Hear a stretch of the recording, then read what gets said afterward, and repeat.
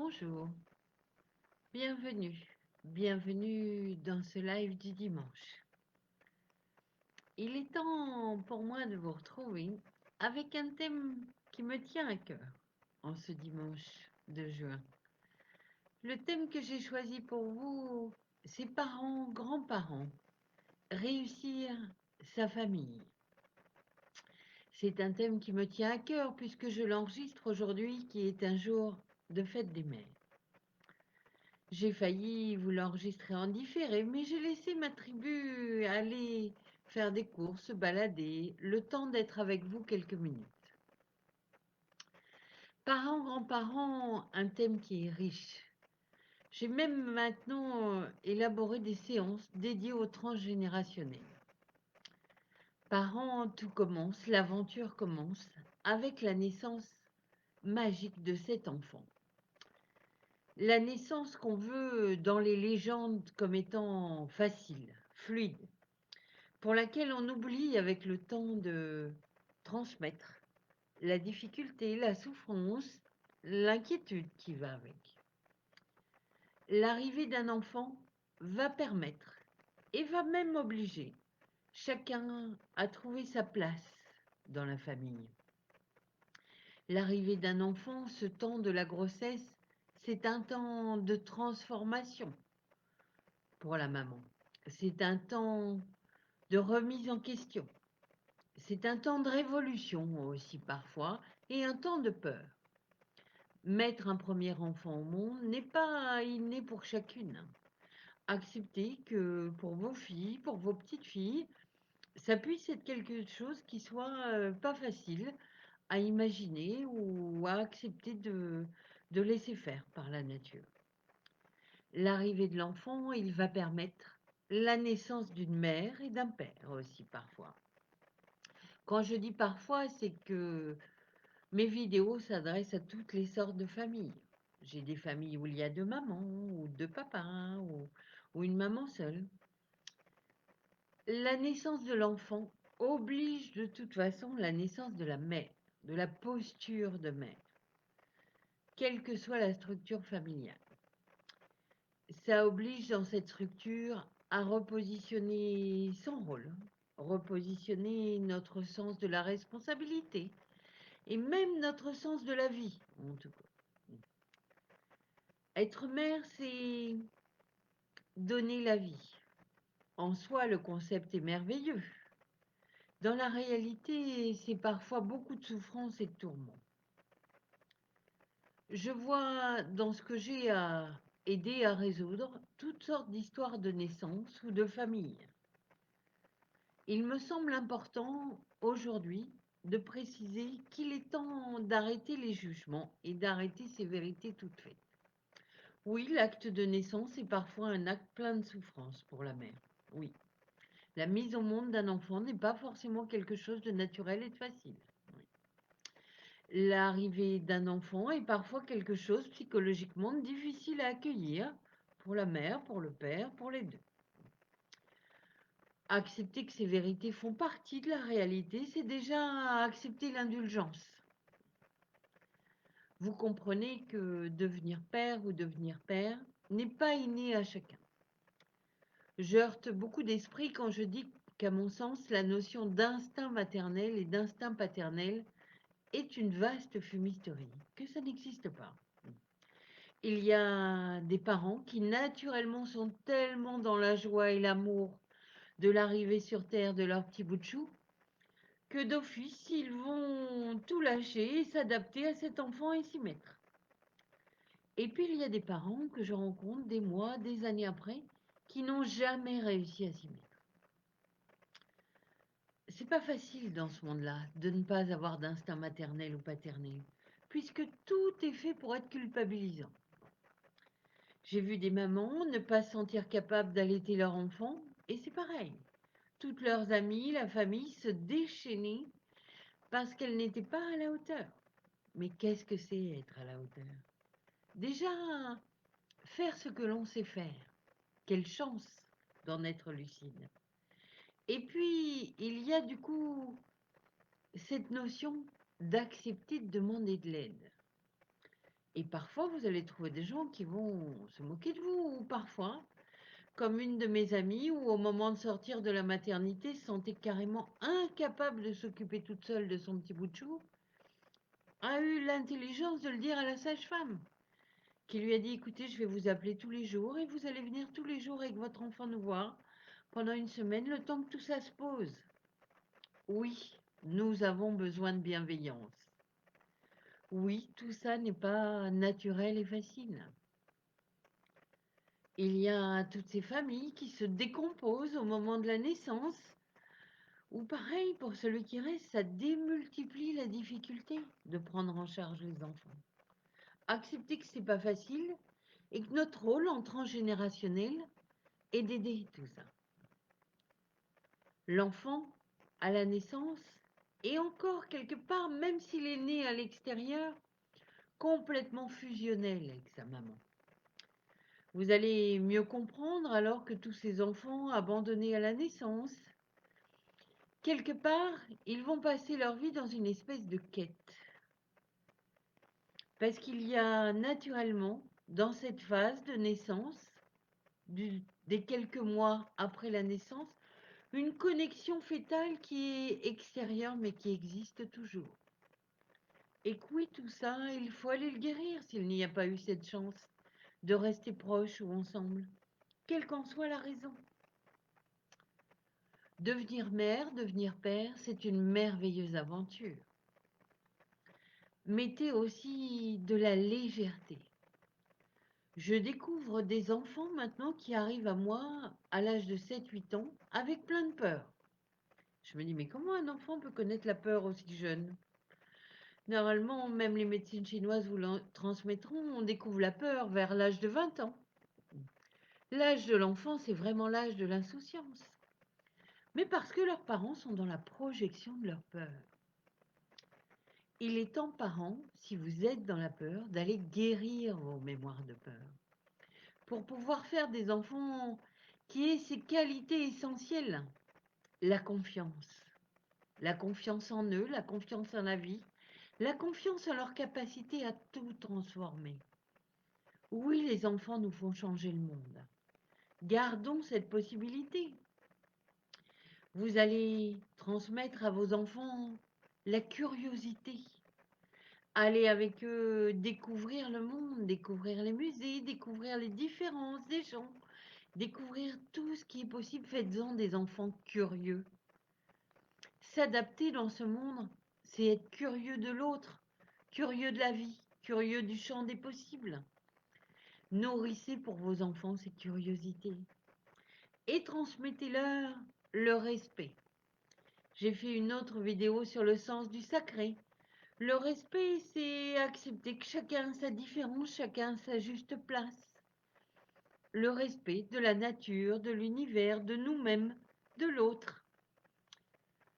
Quant à vos enfants, vous transmettez la confiance, le respect, la curiosité. Déjà, c'est énorme ce que vous avez fait, ce que vous avez transmis. Donc, soyez en confiance. Rappelez-vous, il n'existe pas de manuel qui explique comment être une bonne mère, comment être un bon père. Beaucoup se sont essayés à écrire des livres qui aident, mais chaque enfant est différent. Chaque parent, vous serez chacun différent. Et la vie vous réserve son lot de difficultés et de surprises. Prenez conscience que l'enfant est un être en construction. Il n'a aucune mesure de la souffrance, de ce qui est bien, de ce qui n'est pas bien. Soyez dans l'indulgence, vous êtes là pour le guider. Vous allez parfois vous rappeler qu'en tant qu'enfant, vous avez vécu des scènes difficiles ou traumatiques. Je vois arriver à moi des enfants adultes qui ont ancré la culpabilité des mémoires de souffrance ou d'abus vécus enfant. Rappelez-vous, l'enfant n'est pas responsable de ce qu'il vit au quotidien. L'enfant est un découvreur. Seul l'adulte est responsable. Et qu'il y ait des moments en adulte où on était défaillant en responsabilité, oui, cela arrive. Mais ça ne peut en aucune façon être la faute de l'enfant. J'ai vu des jeunes femmes arriver avec des mémoires d'abus enfants, m'expliquer que c'était le fils de la nounou ou leur cousin, et qu'en fait elles étaient un peu responsables ou que lui était un peu responsable à 8 9 ans. En clair, les seuls responsables sont les adultes de ce qu'on vit enfant. Enfant, on découvre son corps, on découvre la souffrance, on n'a aucun repère de ce qui est bien et pas bien. On n'a même pas de repère des justes distances. Comment pourrait-on avoir des repères d'être, puisqu'on est un être en devenir, et qu'on ne se souvient pas enfant de qui on était dans nos vies précédentes? Parents, soyez indulgents. Que votre vie soit difficile, surbookée, l'essentiel. Gardez des temps privilégiés avec vos enfants.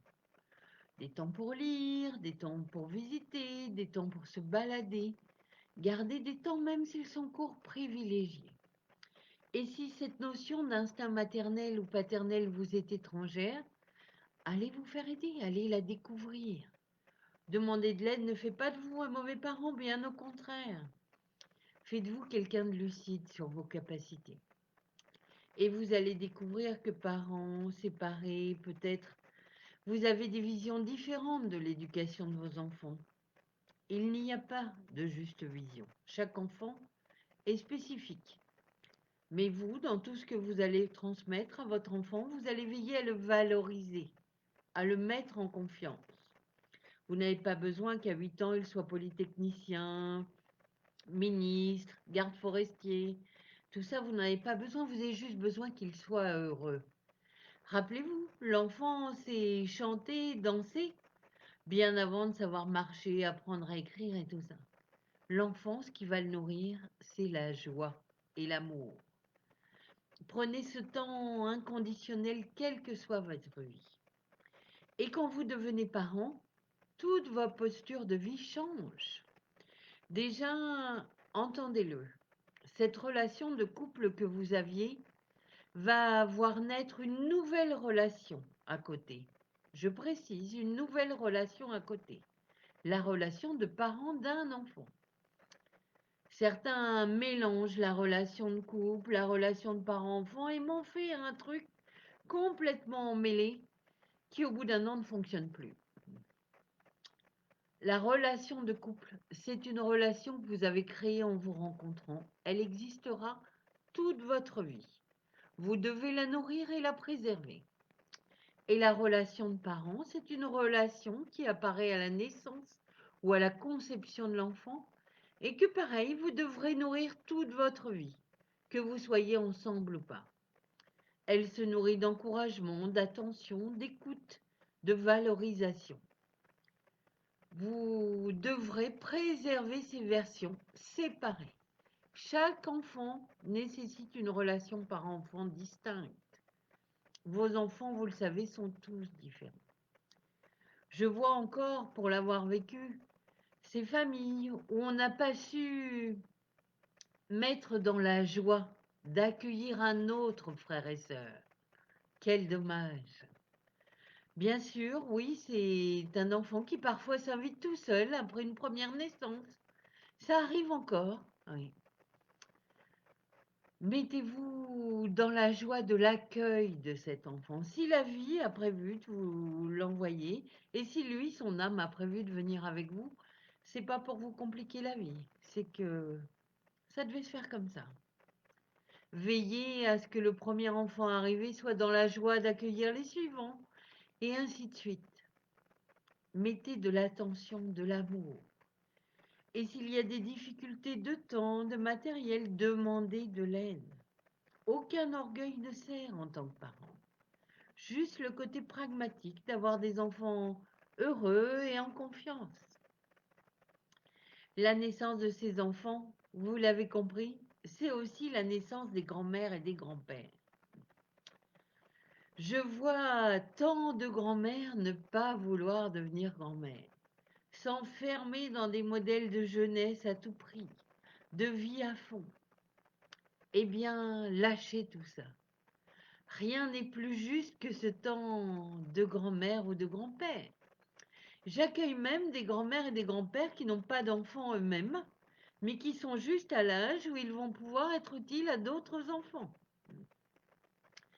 cet âge de la sagesse, de la sérénité. Grands-parents, c'est une vraie révolution. Il va falloir abandonner l'idée de donner des conseils à vos enfants. Sinon, vous allez les faire fuir. Ils vont fuir en Australie, en Thaïlande, au Cambodge, à l'autre bout du monde, pour ne plus recevoir vos conseils. C'est même une fuite inconsciente. J'ai parfois des parents, quand je regarde sur le globe, je me rends compte que leurs enfants sont partis vivre juste à l'autre bout du globe. C'est énorme. Ce n'est pas que ce sont de mauvais parents, grands-parents, c'est que leurs enfants arrivent à l'âge adulte, à l'âge eux-mêmes de construire leur posture de parents, et que s'ils sont trop présents, trop envahissants, les enfants vont fuir. Et vous allez vous priver de connaître vos petits-enfants. Quel dommage. C'est vraiment le plus beau cadeau de la vie. Quand vos enfants ont passé cette période d'adolescence, de révolution, laissez-les devenir adultes. Laissez-les faire leurs erreurs. Laissez-les faire leurs choix, leur formation. Qu'ils aient une première formation et qu'elle ne leur convienne pas pour toute la vie, ils en feront une suivante. C'est leur choix. C'est leur route. Devenez grands-parents. Apprenez cette règle des 3 singes. Qu'elle est difficile, ne pas entendre ce que les enfants disent. Ne rien dire quand ils vous parlent. Ne rien voir de toutes les bêtises qu'ils font. Et puis vous allez comprendre que cet âge de grands-parents, c'est aussi l'âge où on va apprendre de nos enfants. Ils vont nous montrer de nouvelles possibilités. Je me souviens de cette balade chez Vélane à Paris, une épicerie indienne, où j'adore aller. Et je vois une jeune fille qui explique à sa mère, alors le savon, maintenant tu l'achètes en savon solide. Comme ça pollue moins la planète. Et sa mère l'a regardée lui dire, mais moi je ne sais pas faire tout ça. Elle lui dit, mais je vais t'apprendre. Nos enfants sont là pour nous faire avancer en conscience. Vous l'avez compris, leur niveau de conscience est plus élevé que le nôtre, naturellement. Acceptons-le et acceptons tout ce qu'ils vont nous transmettre, tout ce qui va nous permettre d'évoluer encore. Je vois arriver parfois à moi des jeunes femmes avec des dons de médium, de voyance, de chaman. Je leur dis, mais là c'est l'âge d'avoir les enfants, de les élever. L'univers vous fera pas vous réaliser chaman tant que vos enfants ne seront pas en sécurité. Prenez le temps d'expérimenter, d'apprendre. Et puis à l'âge où vos enfants seront grands, vous serez à l'âge d'épanouir vos dons, de les réaliser complètement, libres, en sécurité avec vous-même. Voilà, c'est ça. Il y a un temps pour chaque chose. Prenez conscience que ce temps où on appelle cela une retraite, vous allez voir des tas de gens se mettre en colère dès qu'on leur parle d'être à la retraite. Ils en font encore une blessure d'ego. Mais la retraite dans ce monde officiel, c'est juste la fin d'un travail souvent très limité, très réglementaire. Et derrière, il y a toute une nouvelle posture de liberté d'être. C'est là que la vie libre et en forme commence. C'est là où on découvre le temps pour être, le temps pour faire, le temps de vivre aussi. Découvrez que ce temps d'être grand-père et grand-mère est la posture la plus merveilleuse dans l'univers. J'ai eu la chance de rencontrer une des filles de Wallace Blackwell qui m'expliquait que, en fait, chez les Sioux, grand-mère, quand elle a à transmettre des savoirs, elle passe son temps à dire à ses petites filles, regardez la lune, regardez la lune, observez la lune. En fait, elle leur explique qu'il faut prendre le temps de connaître nos cycles du féminin, de connaître nos humeurs, de connaître nos qualités et nos dons. Prendre le temps de se connaître soi-même quand on est jeune. Et quand on est grand-mère, prendre le temps de ne plus imposer ses vérités. Prendre le temps d'être à l'écoute, quelle que soit la situation. Prendre le temps d'aider sans en avoir l'air, de faire les courses, d'acheter les vêtements, de faire du ravitaillement, de faciliter la vie du quotidien. d'être un événement sans jugement. Voilà, c'est ça. Et vous serez réalisé vous-même. Prendre le temps d'écrire, de peindre, d'accéder à d'autres dimensions d'être, à d'autres dons qui vous nourrissent. Entendez-le, vous en avez une multitude de dons en vous. Et être grand-père et grand-mère est le temps de la sérénité.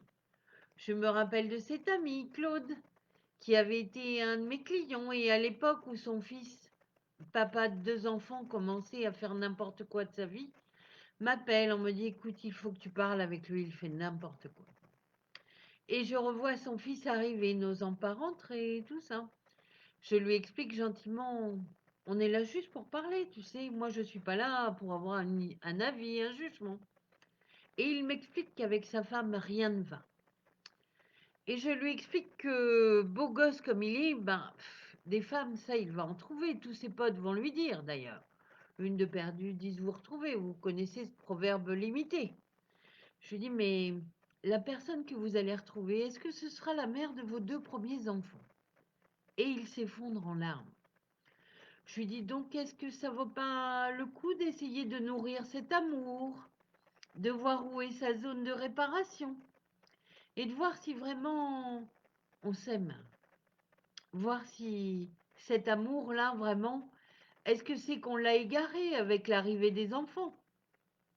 Ou est-ce que c'est qu'il n'existe pas ou qu'il n'existe plus? Si souvent je rencontre des gens qui l'ont égaré.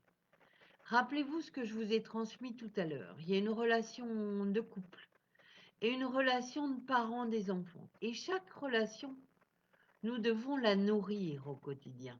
Voilà. Se rappeler qu'on est un couple qui s'aime, se consacrer du temps. Se rappeler aussi qu'on est parents, se consacrer du temps de parents. Ce sont des choses bien différentes. Les grands-parents sont là pour nous ramener à la sagesse, à la sérénité, et nous accorder de l'aide quand on en a besoin, quand on le demande. Mais ils ne sont pas là pour nous dicter en permanence leur avis, leurs limites, leurs peurs, leurs croyances. Cela, tout le monde les fuit. Vous, moi, n'importe qui les fuirait. Donc accepter d'accéder en tant que grands-parents à cette sérénité de tradition. Dans toutes les civilisations anciennes, c'est le grade le plus élevé, grand-père et grand-mère. C'est le plus grand honneur que la vie puisse vous faire d'être grands-parents. Acceptez cet honneur, vivez-le. Si vous voyez que tout ça ouvre des difficultés, vous allez trouver la méditation de l'enfant intérieur sur la boutique. Vous allez trouver aussi des séances en transgénérationnelles qui sont décrites sur le nouveau site que ma fille a fait. Et découvrir qu'on peut partager tant de choses avec ses descendants, tant de choses merveilleuses, que la vie amène ces événements, ces soubresauts, mais qu'on est libre de nourrir le meilleur, et qu'il est temps à cette époque d'élévation de conscience de se rappeler que ce qui nourrit notre cœur, c'est le meilleur de l'amour, le meilleur de nous-mêmes.